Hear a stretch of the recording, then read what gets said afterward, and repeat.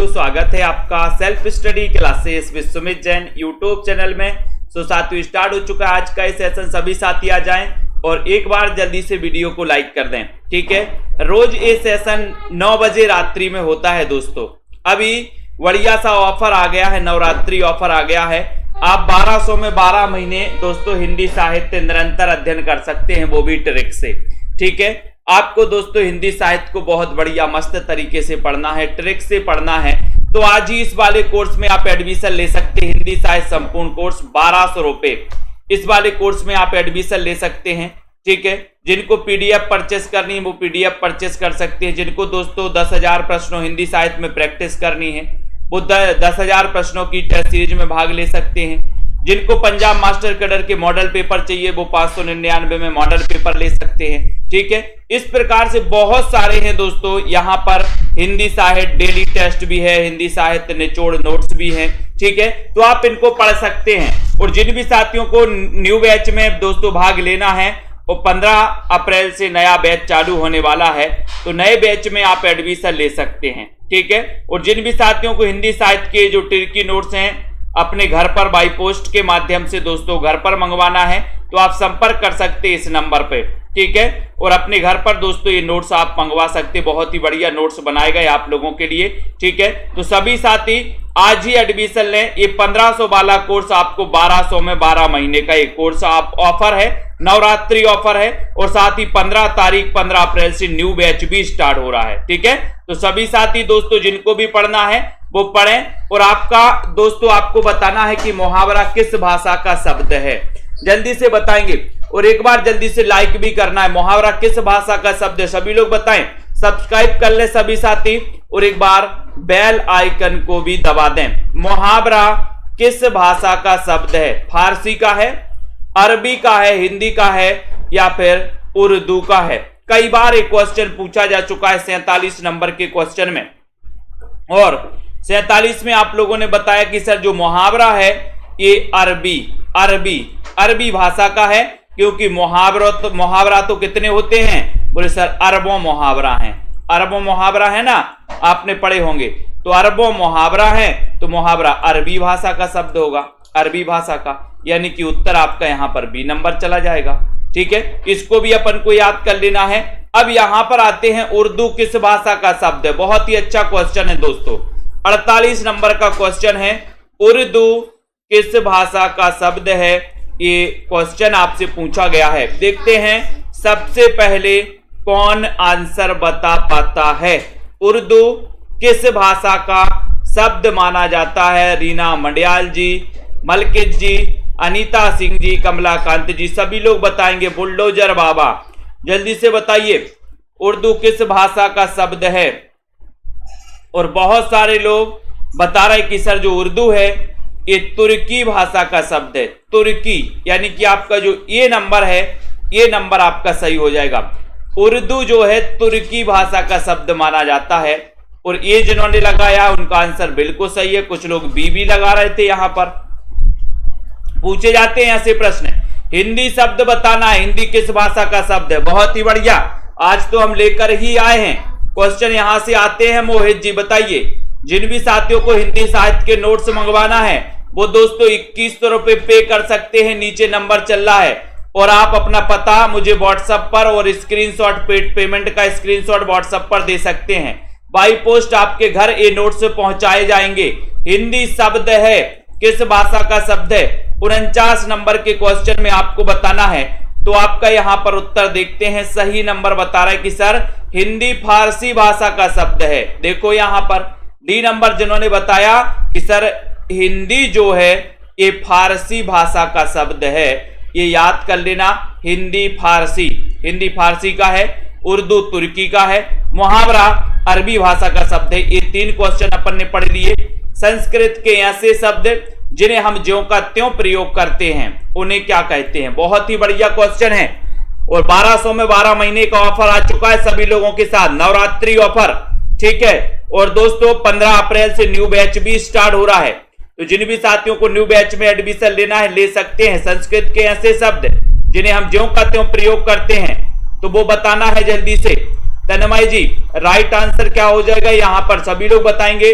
50 number का question है और आपको बता कि सर उन्हें तत्सम कहा जाता है, तत्सम यानी ए नंबर कहा जाता है। शिवानी ठाकुर जी के नोट्स पहुंच गए, बहुत बढ़िया, धन्यवाद शिवानी जी।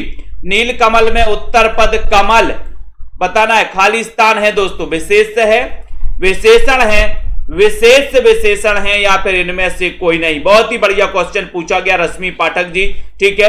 तो आप भी मंगवा सकते हैं नोट्स, बहुत सारे साथियों के नोट्स उनके घर पहुंच चुके हैं दोस्तों। नील कमल में उत्तर पद कमल क्या है बताइए, उत्तर पद कमल क्या है ये बताना है। मंजीत जी, हरप्रीत जी, निशा सिंह जी, 51 नंबर का क्वेश्चन और 51 नंबर में आपका यहां पर नील और कमल, तो कमल यहां पर क्या है, कमल बताना है। और बहुत सारे लोगों ने बताया कि कमल यहां पर क्या है, विशेष है, विशेष, और विशेषण क्या है, नील, नील यानी कि नीला है जो कमल, तो नील यहां पर विशेषण है और कमल यहां पर विशेष है। और विशेषण विशेष के संयोग को दोस्तों क्या कहते हैं, कौन सा समास हो जाएगा यहां पर, साप्ताहिक शब्द किस प्रकार का विशेषण है। बहुत अच्छा क्वेश्चन, 52 नंबर का क्वेश्चन है। साप्ताहिक शब्द किस प्रकार का विशेषण है, गुणवाचक विशेषण है, संख्यावाचक विशेषण है, परिमाणवाचक है या फिर सार्वनामिक विशेषण है। 52 नंबर के क्वेश्चन में बहुत ही बढ़िया क्वेश्चन यहां पर पूछा गया है। जल्दी से फटाक से कमेंट में लिखना है यहां पर राइट आंसर आपका क्या जा रहा है दोस्तों, जल्दी से बताइए उत्तर क्या है। साप्ताहिक शब्द किस प्रकार का विशेषण है, गुणवाचक है, संख्यावाचक है।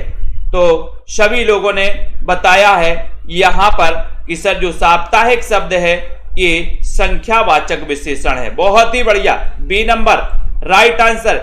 इनमें से कौन सा शब्द समूहवाचक प्रत्यय नहीं है, समूहवाचक प्रत्यय कौन सा नहीं है बताओ, लोग, गण, वर्ग या फिर प्रेस, समूहवाचक प्रत्यय कौन सा नहीं है। 53 नंबर का क्वेश्चन बताएं। लाइक कर दो सभी साथी, शेयर भी कर दो अपने मित्रों तक एक बार। सोनू केएम जी, सुनीता रानी जी, सभी लोग शेयर कर दो 53 नंबर के क्वेश्चन में। और समूहवाचक नहीं है, लोग तो है, गण भी है, वर्ग भी है, समूहवाचक कौन सा नहीं है, तो उत्तर चला जाएगा प्रेस यानी कि D number, D number correct right answer. किस शब्द की रचना प्रत्यय से हुई है, 54 नंबर का क्वेश्चन है। किस शब्द की रचना प्रत्यय से हुई है, कुसुम, चप्पल, लिखावट या फिर सुमन, तो बताएं किस शब्द की रचना प्रत्यय से हुई है। डॉक्टर रिंकी वर्मा जी, अमित सिंह जी, सभी लोग बताएंगे यहां पर प्रत्यय से किसकी हुई है। बुल्डोजर बाबा बताएं, सृष्टि ठाकुर जी, मंजू यादव जी, लाइक करना। यहां पर 54 नंबर का क्वेश्चन है और आपका सही आंसर आ गया कि सर लिखावट की जो रचना हुई है वो प्रत्यय से हुई है, यानी कि आपका सी नंबर। आचार्य भरत ने कितने अलंकारों का उल्लेख किया है, वो अलंकारों के नाम भी आपको बताना है। बताइए कमलाकांत जी, राइट आंसर यहां पर क्या हो जाएगा, सभी लोग बताएंगे। इतने अच्छे क्वेश्चन आपको दोस्तों यहां पर आ रहे हैं कि आचार्य भरत ने कितने अलंकारों का उल्लेख किया है। अच्छा सा क्वेश्चन आपसे पूछा गया है, देखते हैं कौन कौन सही आंसर बता पाता है, कौन कौन इसमें नहीं बता पाता है।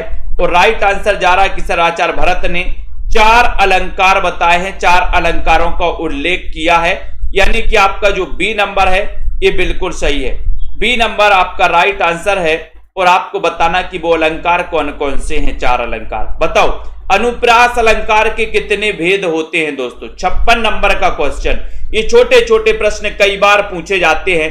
अनुप्रास अलंकार तो आपने पढ़ा है, लेकिन आपको बताना कि ये कितने प्रकार का होता है, ऐसा भी आपको बताना है। बताइए उपमा, रूपक, दीपक और यमक, बिल्कुल सही आंसर आ गए हैं आप लोगों के। बताइए यहां पर राइट आंसर चयन करना है और अनुप्रास अलंकार के कितने भेद होते हैं, ये क्वेश्चन यानी कि 56 नंबर का क्वेश्चन आपको बताना है। 56 नंबर में आपका राइट आंसर देखते हैं कौन बता पा रहा है सही। बिल्कुल सही बताया है शांति वर्मा जी, कमलाकांत, पूजा देवी जी की सर ये नंबर में लगा दो। 5 होते हैं अनुप्रास अलंकार के भेद, कोई बताएगा कौन कौन से होते हैं, बताओ जल्दी से। ए नंबर तो आपका यहां पर राइट आंसर है। जब किसी अत्यंत प्रशंसर के लिए कोई बात बहुत प्रशंसा के लिए कोई बात बहुत बड़ा चढ़ाकर अथवा लोक सीमा का उल्लंघन करके कही जाए, तब वहां पर कौन सा अलंकार होता है, ये बताना है।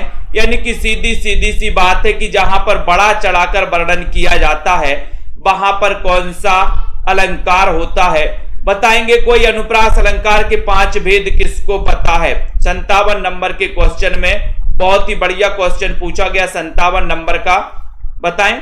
और एक बार लाइक भी कर दो सभी साथी, शेयर भी कर देना भाइयों। 57 नंबर के क्वेश्चन में पूछा गया और वहां पर अतिशयोक्ति अलंकार, यानी कि ये नंबर बिल्कुल सही हो जाएगा। ये नंबर आपका राइट आंसर हो जाएगा। कौन सा अर्था अलंकार है? अर्था अलंकार कौन सा है? अनुप्रास, यमक, श्लेष या फिर उपमा। आपने शब्दा अलंकार भी पढ़े हैं दोस्तों, आपने अर्था अलंकार भी पढ़े हैं। अब यहां पर बताना कि कौन सा अर्था अलंकार है। अर्था अलंकार कौन सा है बताइए जल्दी से। बबीता देवी जी, अशोक प्रजापति जी, 58 नंबर के क्वेश्चन में यहां पर अर्थालंकार कौन सा है, देखते हैं कौन कौन सही बता पाता है। और यहां पर बताया मुकेश शुक्ला जी ने, बताओ। रश्मि पाठक जी ने, बिल्कुल सही है। आंसर है आपका उपमा। उपमा अर्थालंकार के अंतर्गत आता है। डी नंबर आपका बिल्कुल सही है। अतनु का पर्यायवाची शब्द कौन सा है? 59 में बताइए। लवली ठाकुर जी, अतनु का पर्यायवाची शब्द कौन सा है बताओ। रोली सिंह जी, पिंकी बालाजी, दीपा रानी जी, सभी लोग बताएंगे। कमला कांत जी ने बताया छेका, वृत्या, श्रुत्या, है ना, बिल्कुल। लाटा, ये सभी दोस्तों 5 भेद माने जाते हैं अनुप्रास के। बहुत बढ़िया। अतनु का पर्यायवाची शब्द कौन सा है? अलका ठाकुर जी, बताना है आपको। लाइक कर देना और एक बार जल्दी से बताइए अतनु का पर्यायवाची शब्द क्या है। 59 नंबर के क्वेश्चन में आपसे पूछा गया है और सीधा सीधा आंसर जा रहा है कि सर ये अतनु का पर्यायवाची है कामदेव। कामदेव सी नंबर बिल्कुल सही है। बहुत बढ़िया। सरोज रावल जी, सरस्वती का पर्यायवाची बताइए। जिन भी साथियों को हिंदी साहित्य के विस्तृत नोट्स मंगवाना है, तिरकी नोट्स मंगवाना है, वो अपने घर मंगवा सकते हैं दोस्तों। एक ऐसा नोट्स है जो दोस्तों आपको किसी एक बुक में नहीं मिलने वाला, किसी 2-4 बुक में इतना मटेरियल नहीं मिलने वाला, इतना क्रमबद्ध नहीं मिलने वाला, इतना दोस्तों बहुत अच्छा और बहुत अच्छी ट्रिक नहीं मिलने वाली। ऐसे नोट्स आप अपने घर मंगवा सकते हैं, ठीक है। मात्र 2100 रुपए पे करना है दोस्तों उसमें, और आपको स्क्रीनशॉट व्हाट्सएप पे देना है, नीचे नंबर चल रहा है, और अपना पता पूरा देना है। 1 सप्ताह के अंदर आपके घर नोट्स पहुंच जाएंगे। सरस्वती का पर्यायवाची यानी कि 60 नंबर के क्वेश्चन में आपको बताना है, और आपका उत्तर हो रहा है कि सर उपरोक्त सभी बाक, शारदा, भारती ये सभी माने जाते हैं। इच्छा का पर्यायवाची शब्द क्या होगा? 61 नंबर का क्वेश्चन, बहुत बढ़िया क्वेश्चन पूछा गया यहां पर। माया राम जी, लाइक आंसर करते हुए शेयर जरूर करिए। इच्छा का पर्यायवाची आपको बताना है, जल्दी से बताएं क्या हो जाएगा। यहां पर आपका क्वेश्चन 61 नंबर का क्वेश्चन, इतना बढ़िया सा क्वेश्चन पूछा गया है। और इच्छा का पर्यायवाची होता है आकांक्षा। आकांक्षा यानी सी नंबर आपका बिल्कुल सही है। सी नंबर आपका राइट आंसर। इच्छा का पर्यायवाची आकांक्षा होता है। निम्न में से स्वदामनी का पर्यायवाची नहीं है। स्वदामनी का पर्यायवाची क्या नहीं है? बिजली, चंचला, क्षण प्रभा, सिलीमुख, कौन सा नहीं है बताओ। स्वदामनी का पर्यायवाची शब्द कौन सा नहीं है, ये आपको बताना है। जल्दी से बताइए सोमपाल जी, पुष्पा जी, ममता जी, क्या है यहां पर राइट आंसर? स्वदामनी का पर्यायवाची नहीं है। ये अच्छा क्वेश्चन पूछा गया अनिल कुमार जी, और आपका सीधा आंसर जा रहा है कि सर स्वदामनी 62 नंबर का क्वेश्चन है, और उत्तर हो जाएगा सिलीमुख, यानी कि डी नंबर आपका राइट आंसर है। ये पर्यायवाची नहीं है, ठीक है। तो डी आपका बिल्कुल सही है। खंडहर की आत्माएं, इसके रचनाकार कौन है? 63 नंबर का क्वेश्चन है। दीपा जी, बताएं। खंडहर की आत्माएं। सभी लोग सब्सक्राइब करके बेल आइकन को जरूर दबाया करें ताकि नोटिफिकेशन आपके मोबाइल पर पहुंचे जब क्लास स्टार्ट हो तो बताएं। तो खंडहर की आत्माएं के रचनाकार कौन है? एक अच्छा क्वेश्चन पूछा गया है दीपक जी, रजनी जी, सभी लोग बताएं। और लाइक करना है। Self study classes app download कर लें। 15 अप्रैल से न्यू बैच स्टार्ट होने वाला है।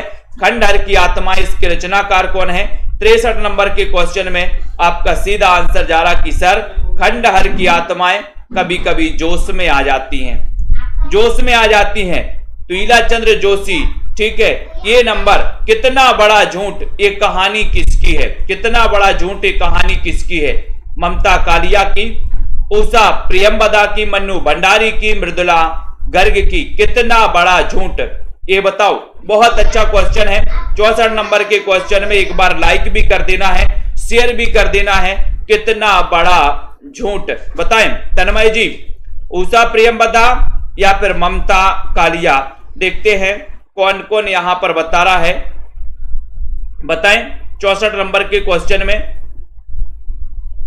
बताएं। रेणु कुमारी जी, मंजू यादव जी, अरुण राजपूत जी, मोहित जी। और आपने बताया है कि सर कितना बड़ा झूठ, ये जो उत्तर हो जाएगा ये किसका दोस्तों, ये किसकी कहानी है? कितना बड़ा झूठ,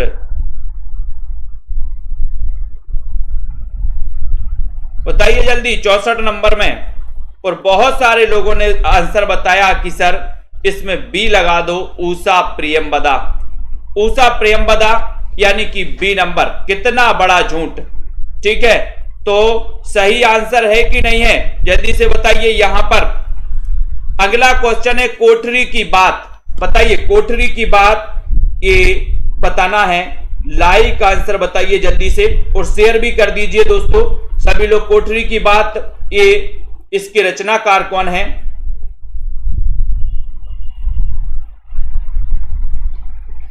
जल्दी बताओ, कोठरी की बात इसके रचनाकार कौन है?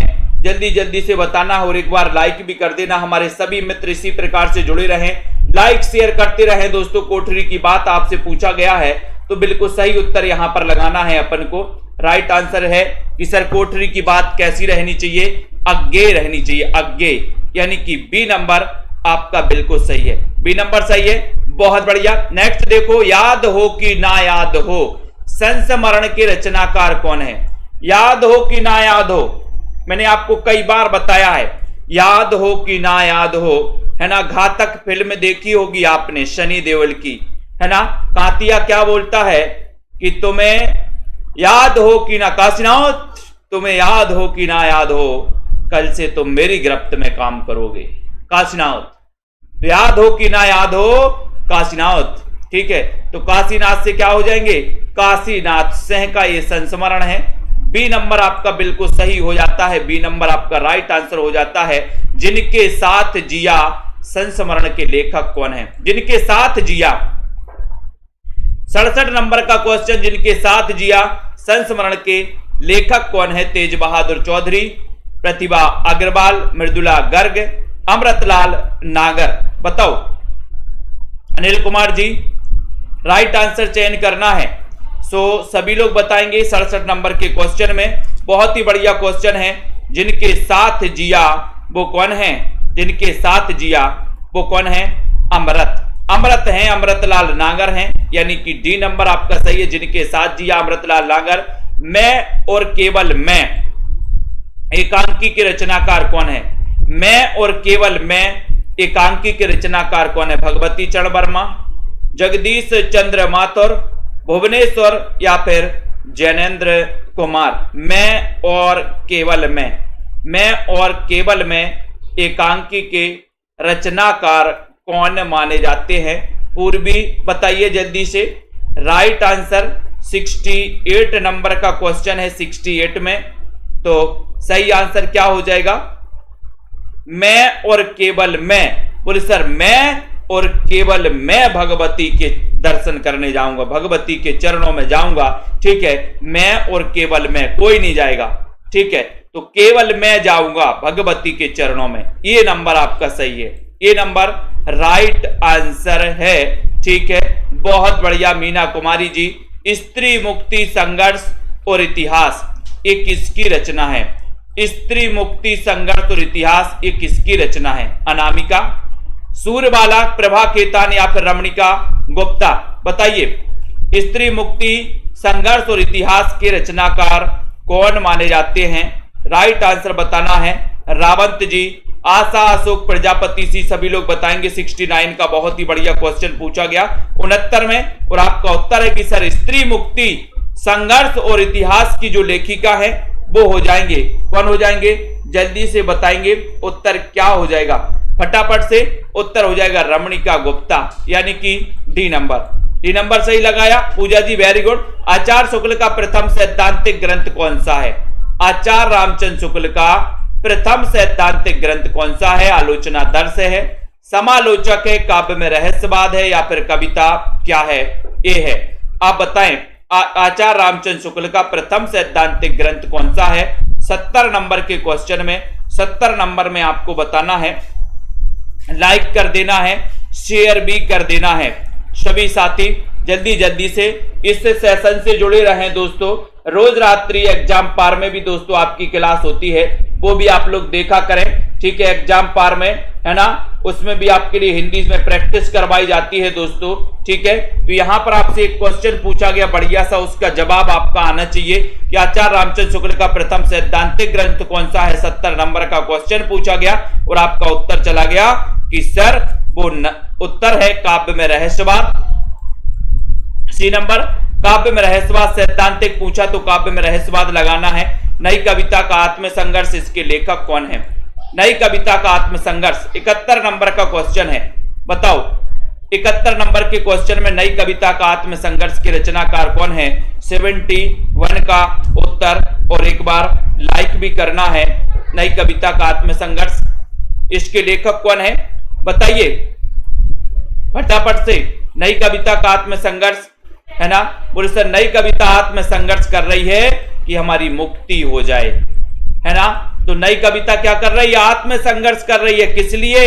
मुक्ति के लिए। आप लोग तो कर रहे हैं मुक्ति के लिए, बोले सर हम आत्मसंघर्ष कर रहे हैं नौकरी के लिए, मुक्ति के लिए नहीं अभी। तो ये सी नंबर, मुक्ति बोध, सी नंबर बिल्कुल सही है। पंत की कौन सी छायावादी रचना नहीं है? छायावादी रचना नहीं है पूछा है। युगवाणी, ग्रंथि, वीणा या फिर पल्लव? जल्दी से बताइए। कितने साथियों को नोट्स मंगवाना है दोस्तों? संपर्क कर सकते हैं आप लोग और नोट्स मंगवा सकते हैं, अपने घर पर नोट्स मंगवा सकते हैं। और जिन भी साथियों को लाइव कोर्स में एडमिशन लेना है तो आप 1200 में 12 महीने और 15 अप्रैल से न्यू बैच स्टार्ट, 15 अप्रैल से न्यू बैच स्टार्ट है। तो सभी साथी शुरुआत से पढ़ने का दोस्तों सौभाग्य मिलेगा। पंत की कौन सी छायावादी रचना नहीं है? तो आपको पता है कि सर युगवाणी, युगवाणी इनकी छायावादी रचना नहीं है, ये तो इनकी प्रगतिवादी रचना है, ठीक है। तो ये नंबर बिल्कुल राइट आंसर है। कुआसी, कुआसी किसकी रचना है? बहुत अच्छा क्वेश्चन पूछा गया यहाँ पर। कुआसी की रचनाकार कौन है? कुआसी की रचना आपको बतानी किसने की है? हरप्रीत जी, मंजू जी, वंदना जी, अमन जी सभी लोग बताएंगे 73 नंबर के क्वेश्चन में। एक बार लाइक भी करते चलो सभी साथी। राजीव जी, मोहित जी, सही आंसर यहाँ पर कुआसी किसकी रचना है ये आपसे पूछा गया 73 नंबर में, और 73 का आंसर जा रहा है कि सर कुआसी पूछा है। तो आप बाल कृष्ण शर्मा नबील लगा देना, डी नंबर लगा देना, ठीक है। बिल्कुल सही बताया है माया राम जी। छायावाद की प्रथम प्रयोगशाला किसे माना जाता है? इतना अच्छा और सरल क्वेश्चन आपसे पूछा गया है।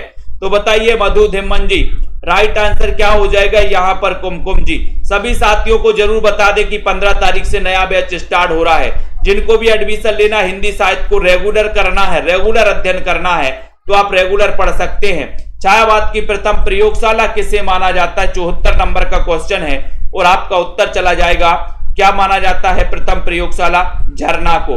अब झरना तो आपने बता दिया कि ये जयशंकर प्रसाद की रचना है, लेकिन इसका रचना काल क्या है ये भी आपको बताना है। बताइए राज रानी जी, विश्वास मलिक जी, इन मुसलमान हरिजनन पे कोटिन हिंदू बारिये, ये जो पंक्ति है ये पंक्ति किसकी है?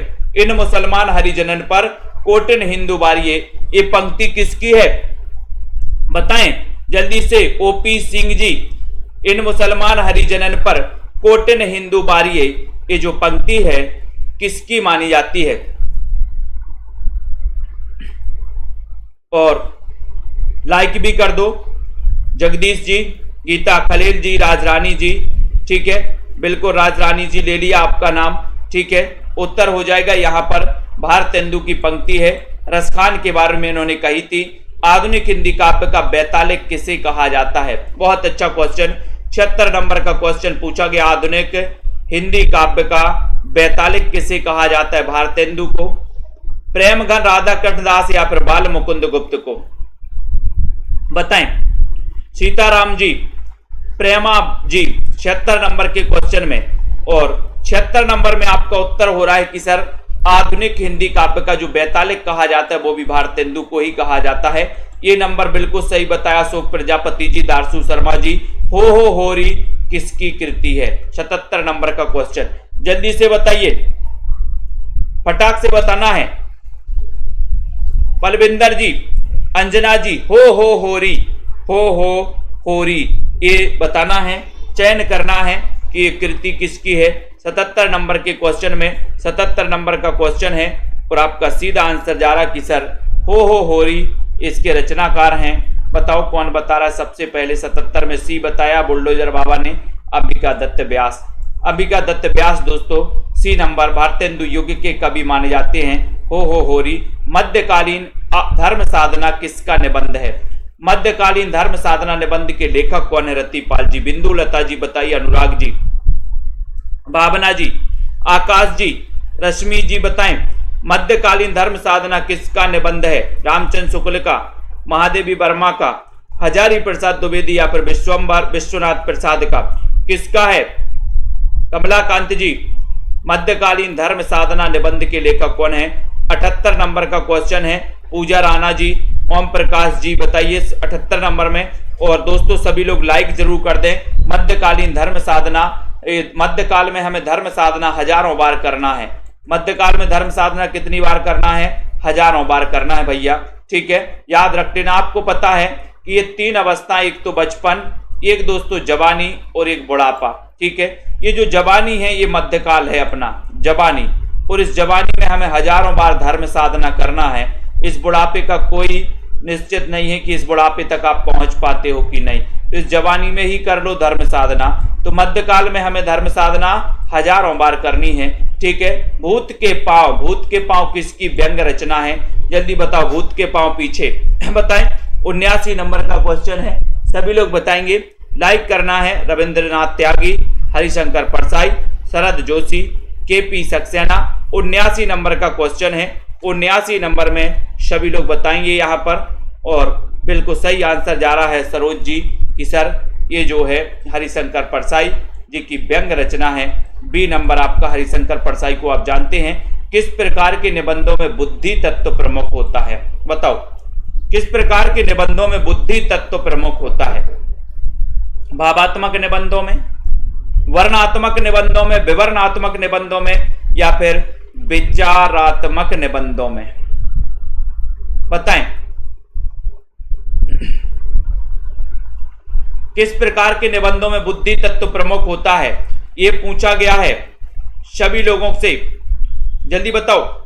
और 80 नंबर का क्वेश्चन आ गया कि सर बुद्धि तत्व प्रमुख होता है विचारात्मक निबंधों में, यानी कि डी नंबर दिख रहा है। डी नंबर विचारात्मक, सही बात, सही लगाया है बहुत सारे लोगों ने। विचार प्रवाह के रचनाकार कौन है? मैंने कई बार आपको बताया है विचार प्रवाह, इसके रचनाकार कौन है? जल्दी से बताइए फटाफट से। विचार प्रवाह के रचनाकार कौन है? हजारी प्रसाद द्विवेदी, अज्ञे, नागार्जुन या फिर रामधारी सिंह दिनकर? बताएं जल्दी से। विचार प्रवाह फटाफट से बताना है। और आपका उत्तर जा रहा है कि सर हजारों बार विचार का प्रवाह होता है। हजारों विचारों का प्रवाह होता कि नहीं होता? हजारों विचार का प्रवाह होता है। हजारी प्रसाद द्विवेदी, ये नंबर आपका बिल्कुल सही हो जाएगा। किस विद्वान ने देवनागरी लिपि के स्थान पर रोमन लिपि अपनाने के लिए दोस्तों सुझाव दिया था?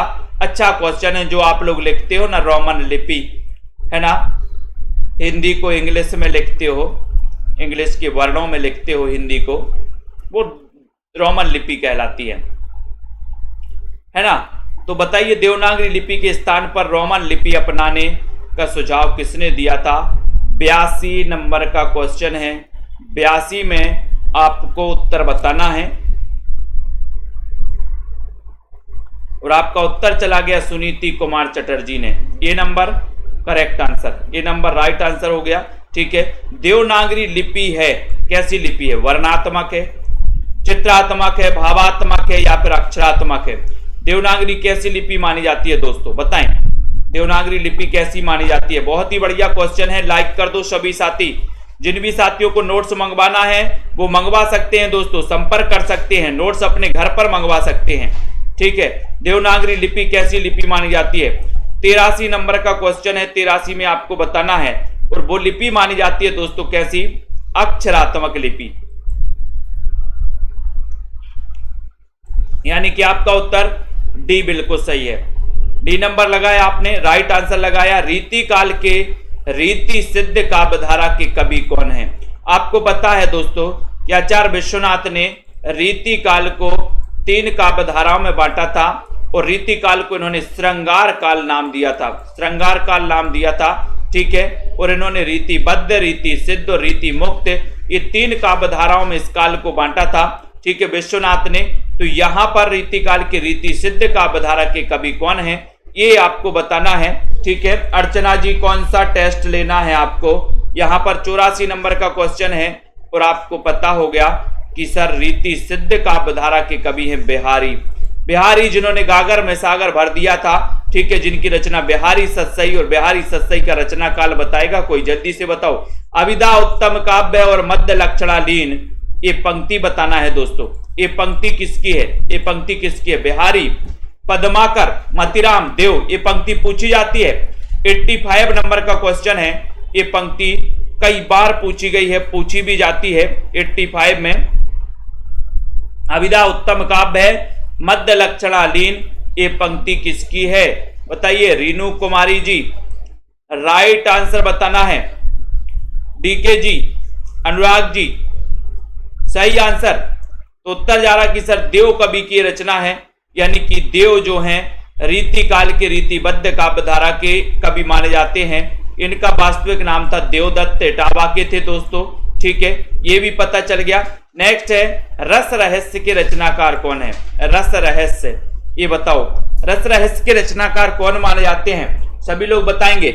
एक बार शेयर भी कर दो अपने सभी साथी, अपने साथीगण मित्रों को दोस्तों। रस रहस्य के रचनाकार बढ़िया तरीके से पूछा गया, लाइक करना ना भूलें, शेयर भी कर दो सेल्फ स्टडी क्लासेस में। और 15 अप्रैल से दोस्तों न्यू बैच स्टार्ट हो रहा है। ठीक है, इस न्यू बैच में एडमिशन के लिए आपको मात्र 1200 फीस भरनी है। वैलिडिटी 12 महीने की रहेगी। लाइव क्लासेस चलेंगी, प्लस दोस्तों आपके लिए रिकॉर्डेड कोर्स भी रहेगा। ठीक है, टॉपिक वाइज टेस्ट भी रहेंगे, हर संडे को भी टेस्ट होगा। ठीक है, रस रहस्य के रचनाकार कौन माने जाते हैं? और आपका उत्तर चला गया कि सर ये कुलपति। रस का रहस्य तो कुलपति को पता होता है, कुल के प्रमुख को होता है, कुलपति को प्रमुख, है ना। स्वयंभू को हिंदी का प्रथम कवि माना है, किसने माना? बताइए, स्वयंभू को हिंदी का प्रथम कवि किसने माना? राम कुमार वर्मा ने, रामचंद्र शुक्ल ने, बताइए, हजारी प्रसाद द्विवेदी या फिर राहुल सांकृत्यायन ने? स्वयंभू को हिंदी का प्रथम कवि किसने माना? अच्छा क्वेश्चन है दोस्तों, आपको बताना है। हिंदी के अपभ्रंश के प्रथम महाकवि माने जाते हैं स्वयंभू। इन्हें हिंदी का प्रथम कवि मानने वाले हैं राम कुमार वर्मा, जिनका जन्म 1905 में हुआ था। इन्होंने 1938 में एक ग्रंथ लिखा था, हिंदी साहित्य का आलोचनात्मक इतिहास। ठीक है, ये याद कर लेना। यहाँ पर ए नंबर बिल्कुल सही हो जाएगा। कौल ज्ञान निर्णय के रचनाकार कौन है? कौल ज्ञान निर्णय के रचनाकार कौन है? कौल मैंने याद भी करवाया था इसको, ट्रिक से भी याद करवाया था दोस्तों। आपको बताना है कौल ज्ञान निर्णय के रचनाकार कौन है? गोरखनाथ हैं। बताइए दीपक कुमार जी, कौल ज्ञान निर्णय निरंतर अध्ययन करो भैया, अगर कमजोर हो तो निरंतर अध्ययन करो। सीमा जी, ठीक है। तो बताइए रतिपाल जी, यहां पर कौल ज्ञान निर्णय के रचनाकार कौन है? गोरखनाथ। जालंधर नाथ, गोपी चंद्र, मतेंद्र नाथ। तो 88 नंबर का क्वेश्चन है। 88 में सीधा उत्तर है कि सर मच्छंदर नाथ। मच्छर क्या करते हैं? कॉल कॉल के खाते हैं, कॉल कॉल। ठीक है। डी नंबर, पंच पांडव चरित रास के रचनाकार कौन है? पंच पांडव चरित 89 का आंसर। 89 में अर्णव जी बताइए, बताएं। विवेक यादव जी, रेखा त्रिपाठी जी, जेएस जी बताइए। राइट आंसर क्या हो जाएगा यहां पर? राही जी, पंच पांडव चरित के रचनाकार। 89 का क्वेश्चन पूछा गया है आपसे, पंच पांडव चरित्र के रचनाकार कौन है? राइट आंसर आपको चयन करना है दोस्तों। उत्तर जा रहा है कि सर पंच पांडव कैसे थे? शक्तिशाली थे। शक्तिशाली थे, पंच पांडव की नहीं थे। 5 पांडव शक्तिशाली थे।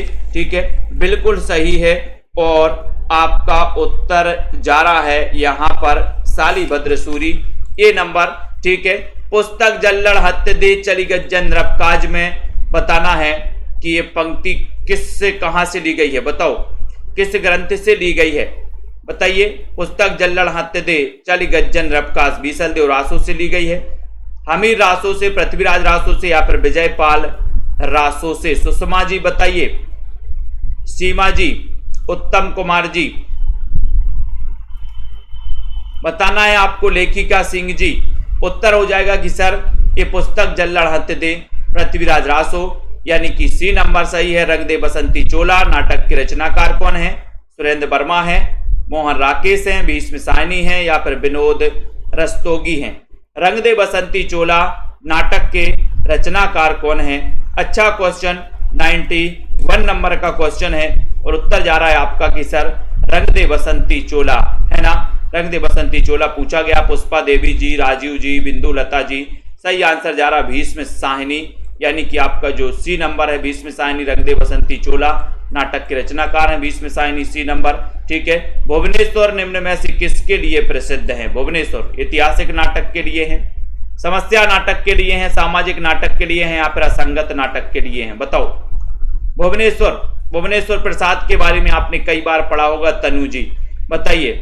अनूप जी, संदीप विश्वकर्मा जी, भुवनेश्वर के बारे में बताना है। प्रमिला सिंह जी, विकास भाटी जी, भुवनेश्वर निम्न में से किसके लिए प्रसिद्ध हैं? और आपका उत्तर आ रहा है कि सर जो भुवनेश्वर प्रसाद हैं ये असंगत नाटकों के लिए प्रसिद्ध हैं। डी नंबर बताया है बीनू सरोज जी ने, बिल्कुल सही है। डी नंबर रमा शर्मा जी ने। नेक्स्ट, किस शब्द में दिगु समास है? बताओ।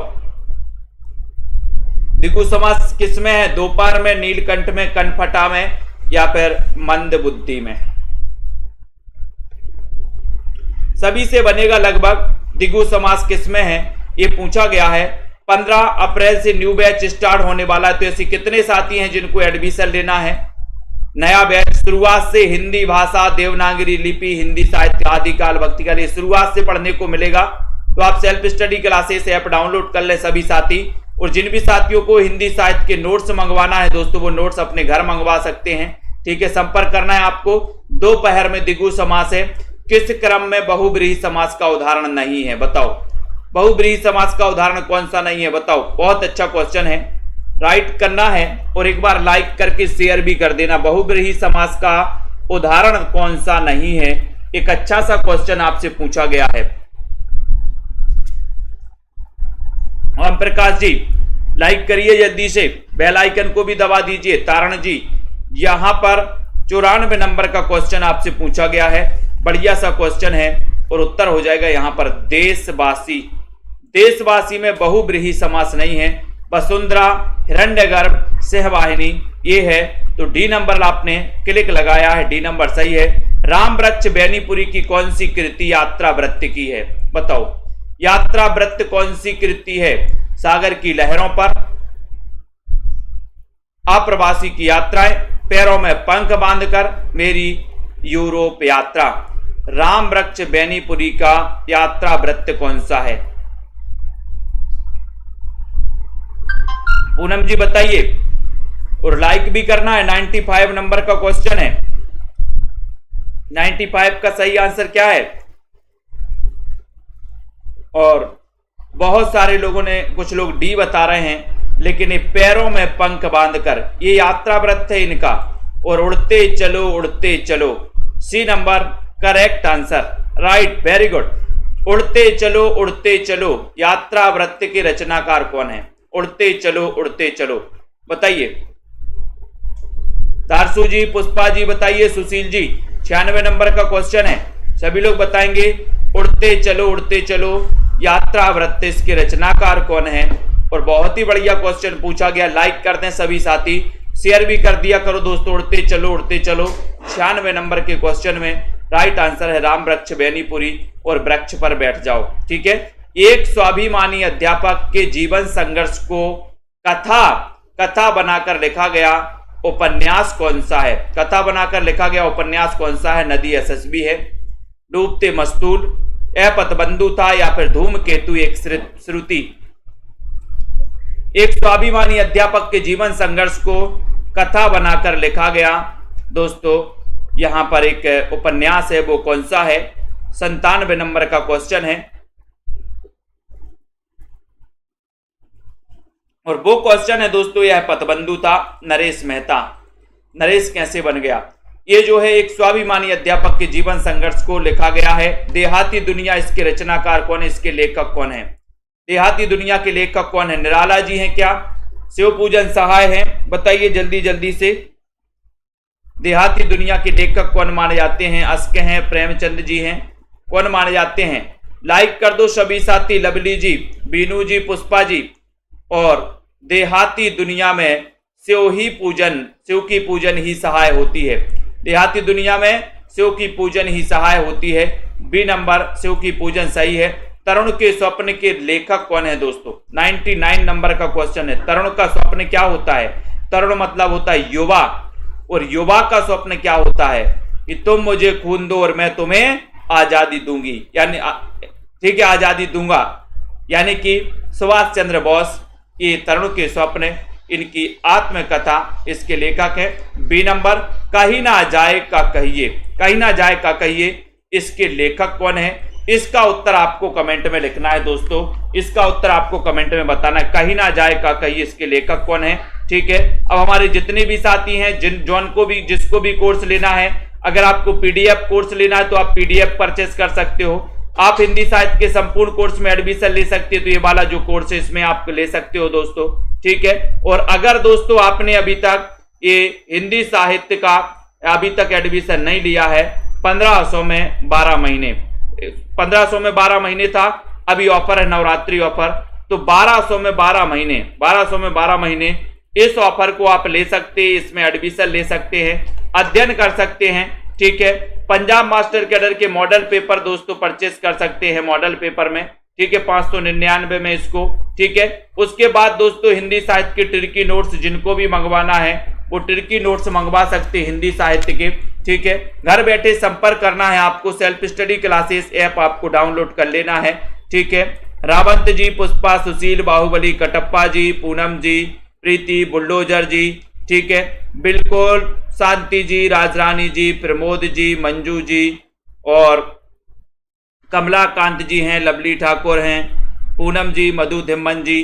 सभी साथी पढ़ते रहें, अध्ययन करते रहें। और ये जो 15 तारीख से सेशन स्टार्ट होने वाला है, इस सेशन से जरूर जुड़ जाए। न्यू बैच स्टार्ट हो रहा है, इस सेशन से आप जुड़ सकते हो, पढ़ सकते हो, अध्ययन कर सकते हो। ठीक है। और दोस्तों लाइक शेयर करते रहें, बढ़िया तरीके से पढ़ते रहें। ठीक है, बहुत बढ़िया। सभी को धन्यवाद दोस्तों, अध्ययन करें। जय हिंद।